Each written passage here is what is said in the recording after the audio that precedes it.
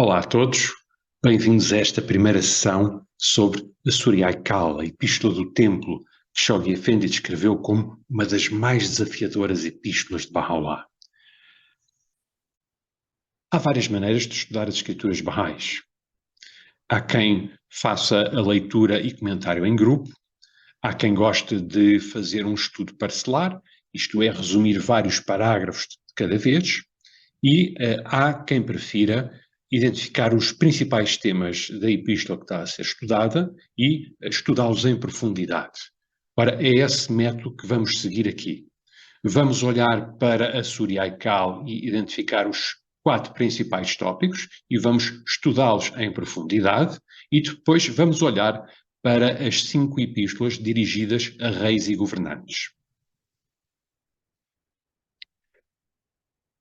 Nesta primeira sessão, nós vamos abordar a importância da epístola, as suas características e a forma como Baha'u'lláh se refere aos atributos de Deus ao longo deste texto.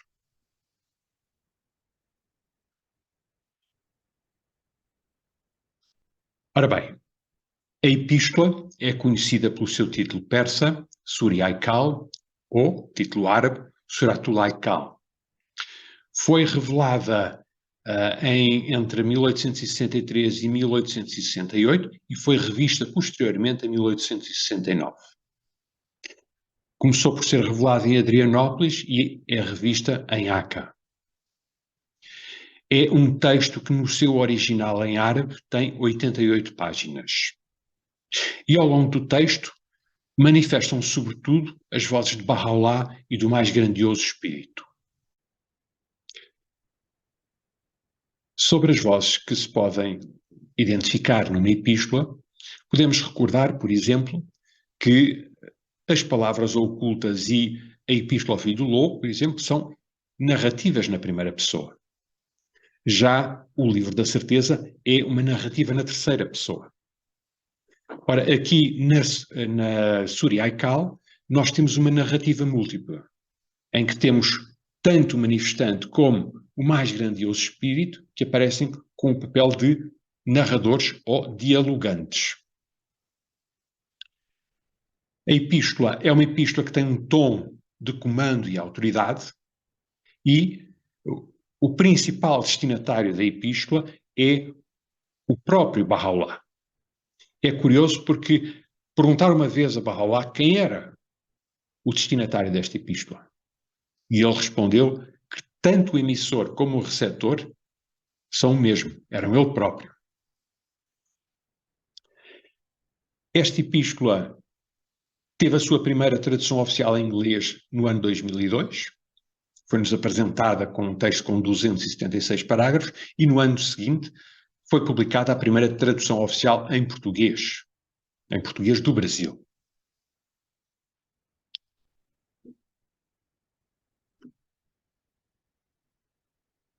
A epístola, como disse, foi combinada com outras 5 epístolas dirigidas a governantes. Esta coleção de epístolas, este conjunto de epístolas, também se chama Surya Aikal, mas nós não devemos confundir a epístola combinada com um todo com a epístola central, ou a primeira parte da epístola, se assim quiserem chamar. A palavra Aikal é uma palavra árabe que significa templo. Provavelmente, esta palavra está relacionada com o termo hebraico Hekel, que também significa templo. Nas escrituras do Bab, e também nesta epístola, a palavra Haikal refere-se primeiramente ao corpo do manifestante de Deus e também à sacracidade do estatuto do manifestante, que é descrito como templo. Além disso, a palavra Haikal pode significar coisas como edifício, altar, esqueleto, estrutura ao corpo humano, talismã ou qualquer coisa grande. A propósito da Surya Aikal, Shoghi Effendi escreveu o seguinte: as mais importantes dessas epístolas, dirigidas a reis e governantes, juntamente com a célebre Surya Aikal, a Sura do Templo, além disso, ele, Baha'u'lláh, ordenou que fosse escrita na forma de pentagrama, simbolizando o templo do homem e que ele identificou, ao dirigir-se aos seguidores do Evangelho numa das suas epístolas, com o templo mencionado pelo profeta Zacarias e designado como o resplandecente local do amanhecer do Todo Misericordioso e que as mãos do poder daquele que é o causador das causas tinha construído. A construção do templo é referida ao longo do texto desta epístola. E, como vemos aqui, Shoghi Effendi identifica essa construção do templo com a profecia de Zacarias. No último parágrafo que encerra a epístola, está escrito: assim construímos o templo com as mãos da força e poder, se apenas o soubesseis. Este é o templo que vos foi prometido no livro. Aproximai-vos dele. Isto é o que vos é proveitoso, se apenas o compreendesseis. Portanto, a noção de templo que se identifica com o manifestante de Deus e que está reconstruído perante os olhos da humanidade é um tópico que está presente ao longo de todo o texto e que é recorrentemente evocado.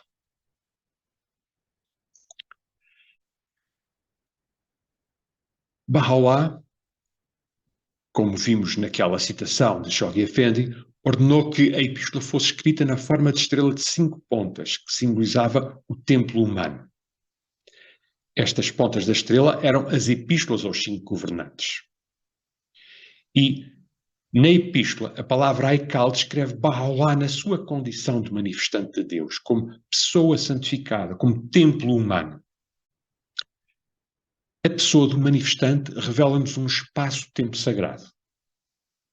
É sagrada a sua pessoa, é sagrado o espaço em que ele se movimenta, é sagrado o tempo em que ele vive. E, portanto, todas estas vertentes sagradas são descritas como um templo, onde surge a revelação divina.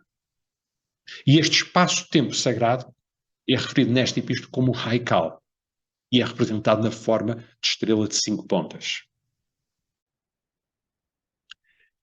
Assim, a epístola contém uma interpretação mística sobre o corpo, sobre o Haikal do manifestante. E só nesta representação que aqui temos, vemos já vários significados. O corpo, o templo, a revelação e o anúncio.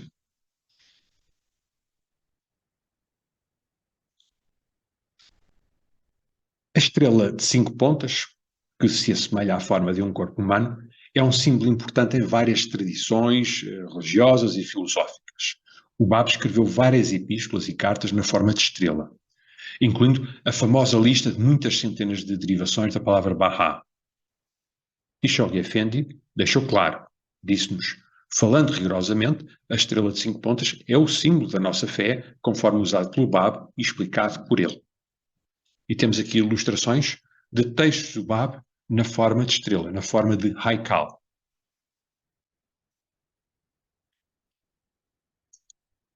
Para perceber qualquer texto das Escrituras Bahais, é necessário conhecer as circunstâncias em que esses textos foram revelados, qual o motivo da sua revelação, quem era o destinatário, quais eram as motivações e preocupações desse destinatário. Isso costuma ser feito, por exemplo, quando se fala do Livro da Certeza, e é algo que também já fizemos com outras epístolas de Baha'u'lláh, por exemplo, com a Epístola de Maksud, com a Epístola da Sabedoria e também com a Epístola ao Filho do Lobo. Vamos então ver as circunstâncias que rodearam a revelação da Epístola do Templo, da Surah Al-Kal. No Jardim de Rizvan, em Bagdade, em 1863, Baha'u'lláh anunciou a sua missão apenas para alguns companheiros de exílio. Mas a partir do terceiro exílio, ele começou a assumir de forma cada vez mais aberta a sua condição de manifestante de Deus. Portanto, ele começou a dar a conhecer a sua condição de manifestante de Deus para cada vez mais pessoas. A maioria dos babis foi aceitando Baha'u'lláh, mas o seu meio-irmão, Mirza Yahya, recusava-se a reconhecê-lo. E isso foi gerando um ambiente de tensão entre os dois irmãos, ao ponto de Mirza Yahya tentar envenenar Baha'u'lláh, deixando muito doente e com sequelas para o resto da vida. E mais tarde Yahya tentou até convencer um barbeiro a tentar matar o seu irmão.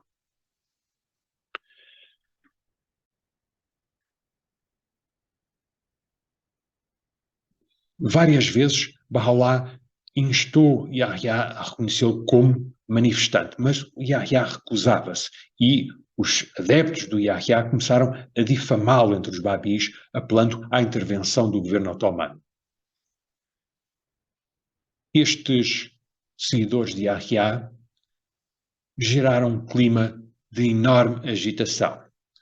Bahá'u'lláh tentou ocultar os atos deles e do seu irmão, mas as coisas tornavam-se cada vez mais graves. Até que um dia Yahya propôs a Bahá'u'lláh que fizesse um debate ou uma confrontação pública, que ele imaginava que Bahá'u'lláh não iria aparecer. Mas Bahá'u'lláh apareceu nesse debate e Yahya faltou.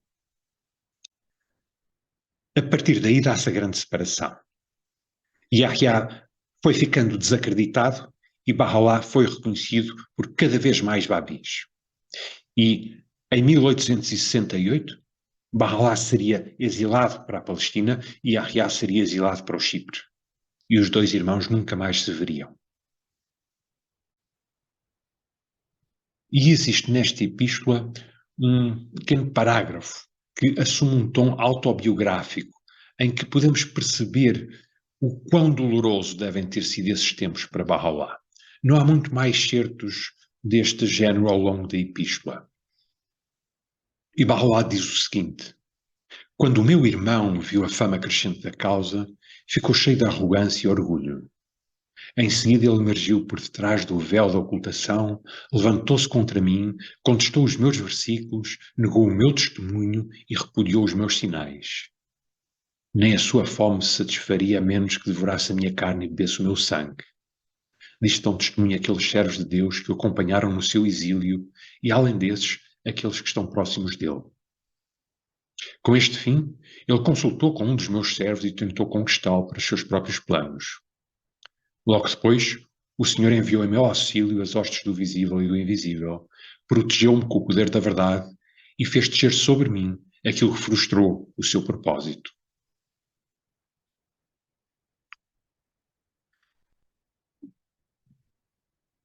Estes tons autobiográficos vão surgir novamente, por exemplo, na Epístola ao Filho do Lobo, que seria revelada algumas décadas depois desta epístola.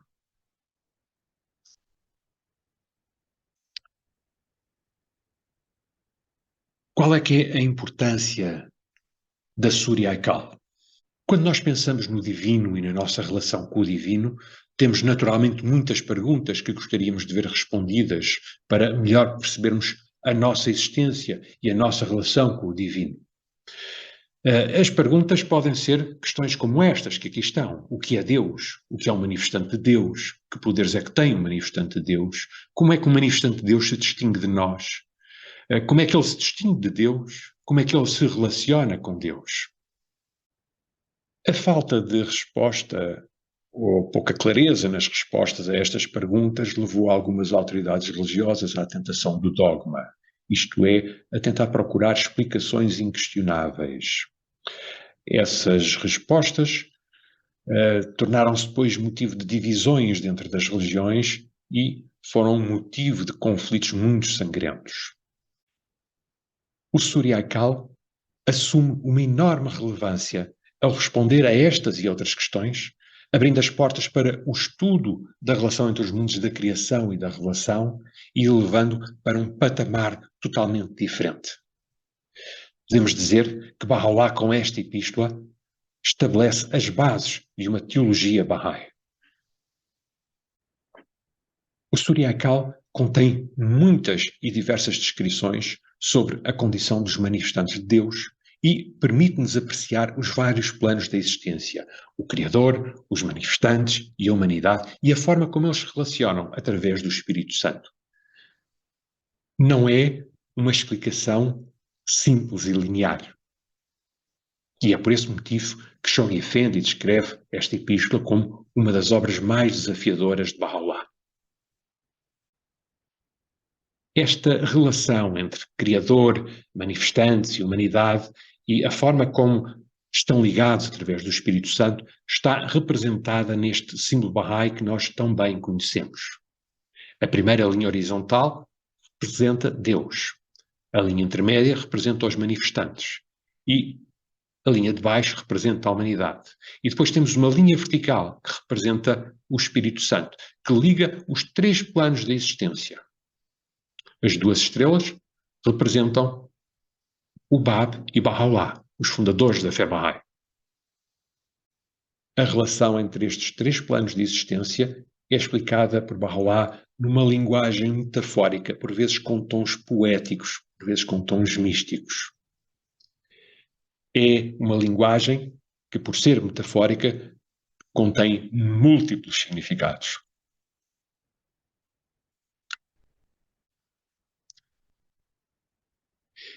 E nós vamos encontrar, na Epístola Central, uma série de exortações do mais grandioso Espírito para o manifestante de Deus na Terra, para o templo humano.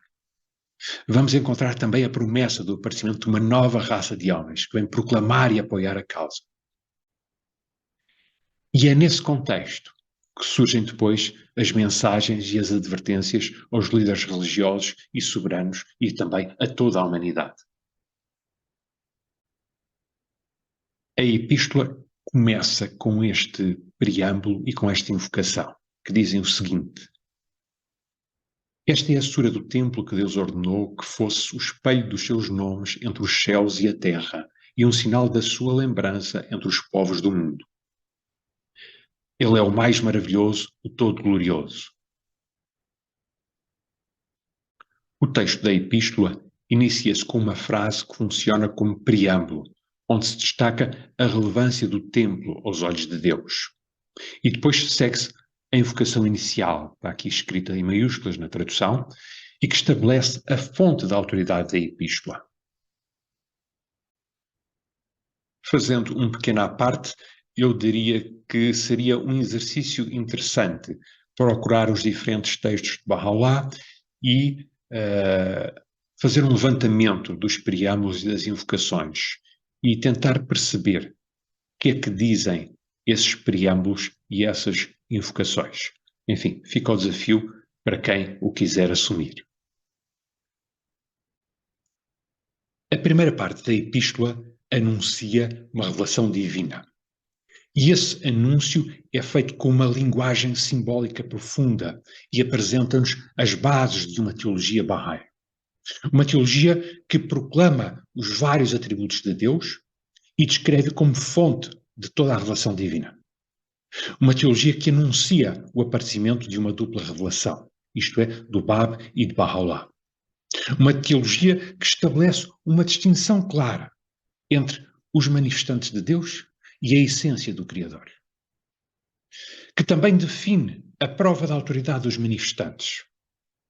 E ainda descreve a relação entre Deus, os manifestantes e a criação. Além disso, enuncia vários ensinamentos para os crentes e apresenta algumas advertências aos opositores. Estes tópicos essenciais serão a base da nossa abordagem no estudo da Súria Aikal. Além do anúncio da revelação divina, juntam-se depois ao texto, como já dissemos, a proclamação da causa a reis e governantes. Ao dirigir-se aos principais governantes do seu tempo, a revelação de Baha'u'lláh fica a ser do conhecimento da humanidade. Portanto, a sua causa está exposta perante toda a humanidade.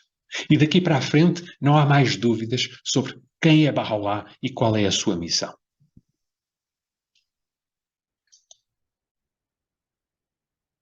Falemos agora das vozes que se fazem ouvir na epístola. Quando o manifestante fala, quem é que está a falar? É o manifestante de Deus? É a pessoa do manifestante? É o Espírito Santo? É o próprio Deus? Sabemos que não há uma relação direta entre o Criador e a criação.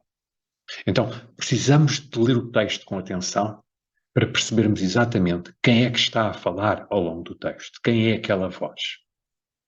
E, nesta epístola, nós podemos identificar alguns momentos em que é o Espírito Santo que se dirige a Bahá'u'lláh e outros em que é Bahá'u'lláh que fala para a humanidade ou para reis e governantes.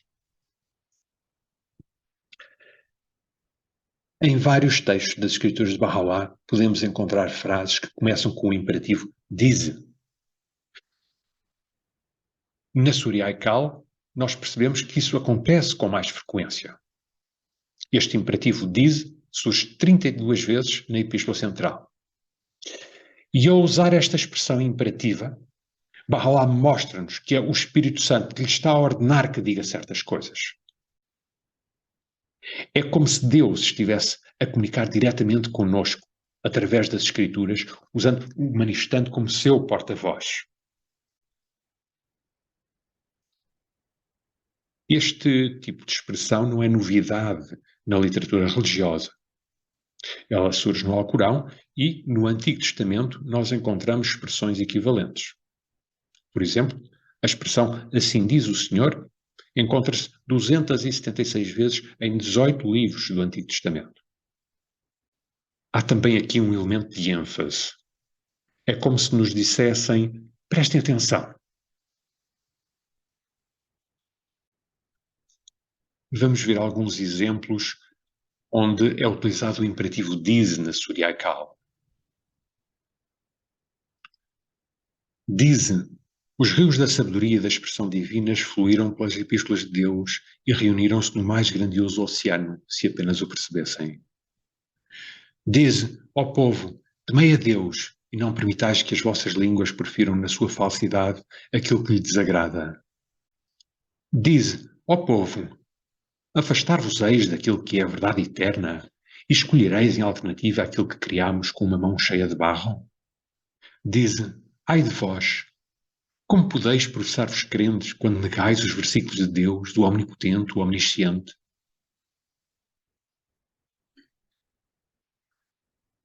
Portanto, como eu disse, isto são apenas alguns exemplos da utilização do imperativo do verbo dizer. O dize, também chamado o imperativo culto.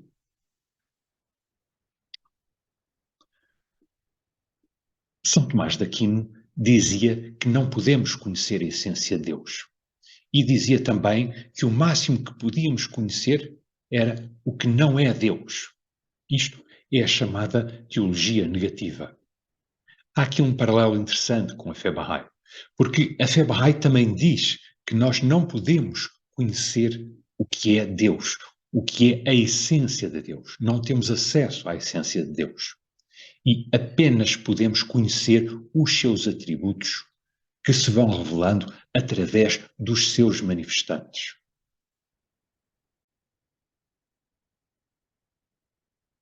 Segundo os ensinamentos Bahá'ís, Deus é transcendente, isto é, está para lá da compreensão dos seres humanos.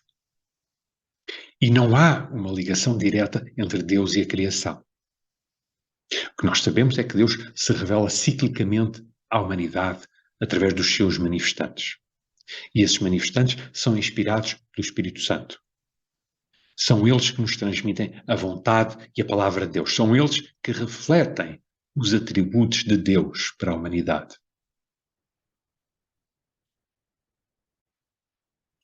Nas escrituras Bahá'ís nós encontramos várias referências aos atributos de Deus. Cada vez que Deus é referido são evocados alguns dos seus atributos. Na primeira parte da Surah Al-Kal nós encontramos referências a 51 atributos do Criador. E o que está aqui é uma lista dos atributos mais frequentes que encontramos nessa primeira parte da Epístola. Alguns desses atributos são descritos com uma ênfase especial, com metáforas que são simultaneamente poéticas e místicas.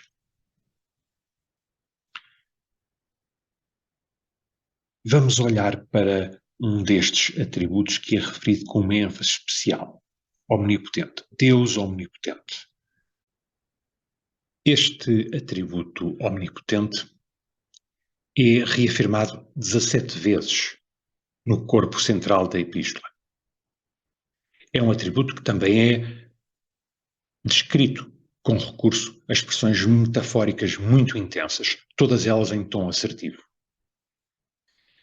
Para tentar perceber o que possa ser a omnipotência divina, temos que tentar imaginar o que pode ser um poder ilimitado que nos transcende.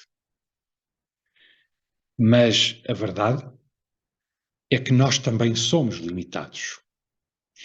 E, portanto, qualquer noção de poder ilimitado que tentemos conceber está por si também limitado. Ora, a omnipotência é esse poder que transcende a nossa concepção de poder ilimitado. Vamos agora ver alguns excertos da Surya Ekal, onde é descrito este atributo da omnipotência divina. Diz: se decidíssemos num momento derramar o brilho da nossa amorosa providência nos espelhos de todas as coisas, e noutro negar-lhes o esplendor da nossa luz, isto em verdade estaria no nosso poder, e ninguém tem o direito de perguntar porquê ou para quê. Pois, de facto, nós somos poderosos para atingir o nosso propósito e não prestar contas daquilo que fazemos acontecer. E ninguém pode duvidar disto, salvo aqueles que atribuem parceiros a Deus e questionam a sua verdade. Diz: nada pode resistir ao poder da nossa força ou a interromper o rumo do nosso mandamento. Exaltamos quem quer que desejamos ao domínio do poder e glória celestiais. E se o desejarmos, faremos o mesmo afundar-se no mais profundo abismo da degradação.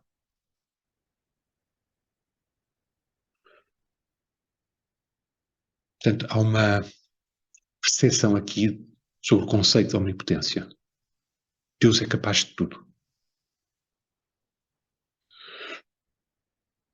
Um outro texto que aborda o conceito de omnipotência diz o seguinte: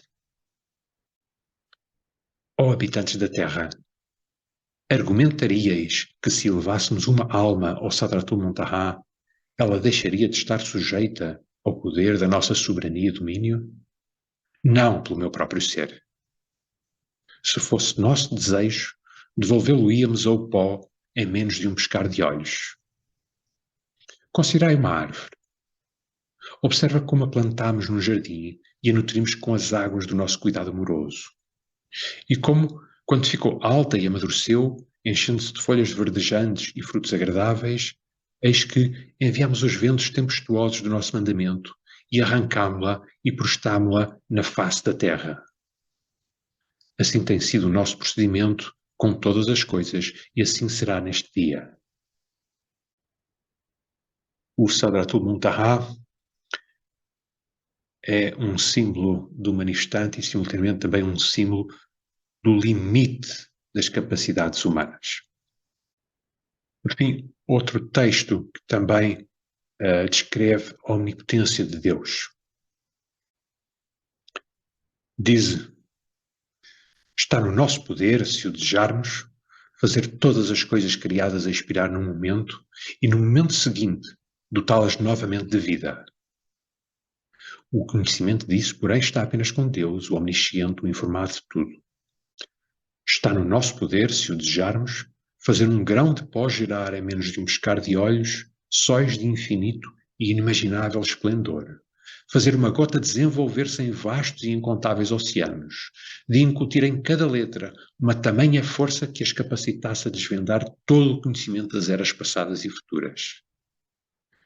Isto, em verdade, é uma simples questão de realização. Estas têm sido as evidências do meu poder, desde o princípio que não teve princípio até ao fim que não tem fim. As minhas criaturas, porém, têm estado esquecidas do meu poder, repudiaram a minha soberania e discutiram o meu próprio ser, o omnisciente, o sapientíssimo. São particularmente significativos os exemplos apresentados neste parágrafo. O grão de pó que se pode transformar em sóis de esplendor infinito, a gota que se pode transformar em vastos oceanos, a letra que pode conter todo o conhecimento do passado e o futuro. E depois ele afirma: sempre foi assim, sempre assim será. Mas nós, seres humanos, andamos esquecidos disto. Andamos esquecidos da omnisciência e da omnipotência de Deus. Há outros atributos divinos que são referidos na Epístola e que vale a pena mencionar. É referido, por exemplo, Deus é imutável. Só a criação é que está sujeita à mudança e à mutação. Deus é imutável. O Criador não sofre mutações. E o texto diz o seguinte: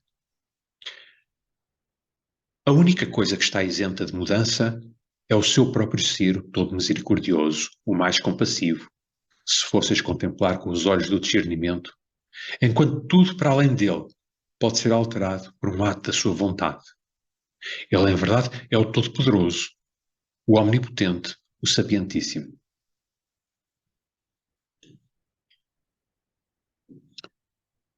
A Suriaical também reafirma que Deus é incognoscível. Diz o seguinte: quem quer que afirme ter conhecido a sua essência é, sem dúvida, a mais ignorante de todas as pessoas. Todos os átomos do universo acusariam esse homem de impostura, e disto dá testemunha a minha língua, que nada fala, salvo a verdade. Portanto, na perspectiva Bahá'í, não há uma relação direta entre Deus e a humanidade. Deus é infinito e não se pode tornar finito. Da mesma forma, também não pode encarnar ou assumir uma forma humana. Se isso acontecesse, deixaria de ser Deus.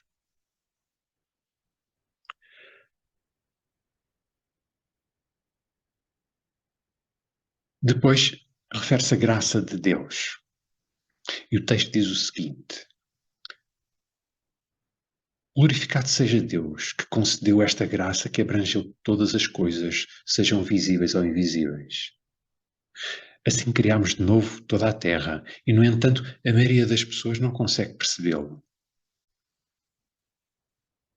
Diz: a graça de Deus nunca poderá ser compreendida adequadamente. Muito menos pode ser compreendido o seu próprio ser, o amparo no perigo, o que subsiste por si próprio. Estas palavras aqui do parágrafo 47 dizem-nos que, além de não podermos compreender a essência de Deus, dificilmente percebemos tudo o que nos chega dele. Isto é, esta distância que há entre a criação e o Criador também é algo que não percebemos completamente. E o que nos chega dele também não percebemos completamente.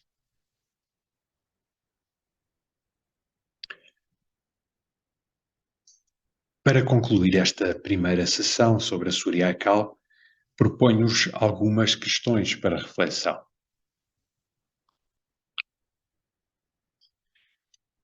Qual é a relação da primeira parte da Epístola com as mensagens aos governantes?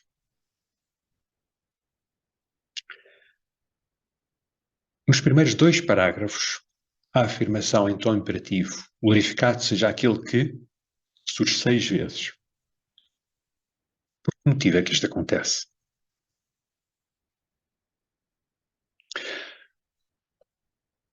Se Deus é incognoscível, como é que podemos dizer que tem atributos?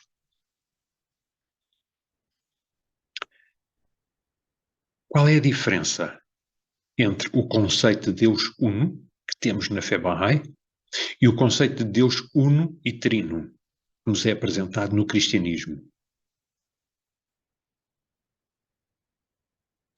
Por fim,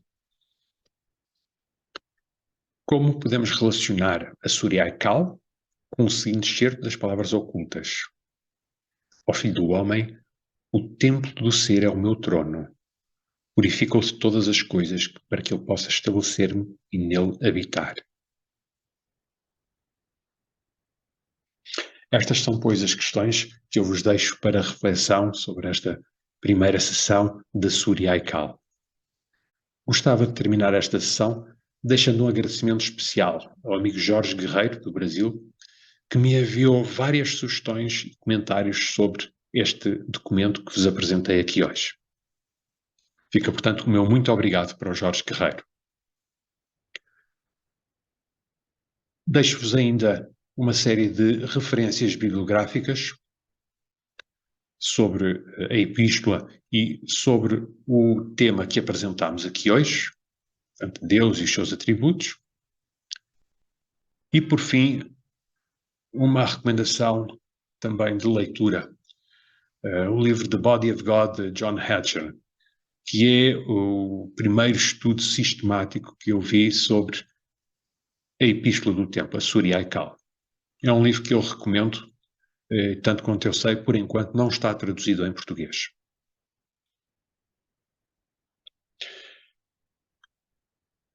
Muito obrigado, então, pela vossa atenção.